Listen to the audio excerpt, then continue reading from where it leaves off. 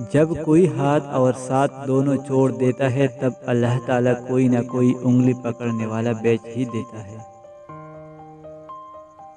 ضرورتوں کی وجہ سے نہیں، خلوص اور احساس کی وجہ سے تعلق قائم رکھو۔ درد سہتے سہتے انسان صرف ہنسنا ہی نہیں، رونا بھی بھول جاتا ہے۔ جہاں محبت ہو وہاں عیب نہیں دیکھے جاتے، اور جہاں عیب دیکھے جاتے ہیں وہاں محبت نہیں ہوتی۔ آپ آسمان تو نہیں بن سکتے، لیکن کسی کے لیے آس اور مان تو بن سکتے ہیں۔ کچھ باتیں صرف اللہ کے سوا کسی کو سمجھ نہیں آتی، کیونکہ کچھ دکھ صرف اللہ کو سنانے والے ہوتے ہیں۔ جو مانگتے ہیں دعائیں عمر دراز کی، ان سے کہو جینا کوئی مذاق نہیں۔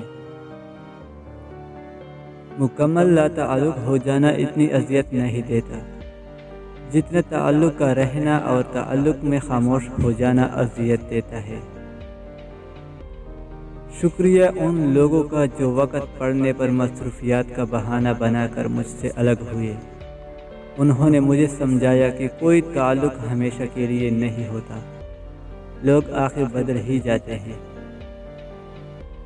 جن کی مرادیں ادھوری رہ جائے ان کی نیندیں پوری نہیں ہوتی۔ حسد کی اس سے سادہ اور آسان تعریف میں نے آج تک نہیں پڑھی۔ حسد رب کی تقسیم سے اختلاف رکھنے کو کہا جاتا ہے۔ چھوٹے ہمیشہ اپنے بڑوں سے سیکھتے ہیں، عبادتیں بھی، محبتیں بھی اور نفرتیں بھی۔ زندگی، وقت اور بدلا ہوا انسان کبھی واپس نہیں آتے۔ ہر چیز مہنگی، لیکن ماچس آج بھی 2 روپے کی مل جاتی ہے۔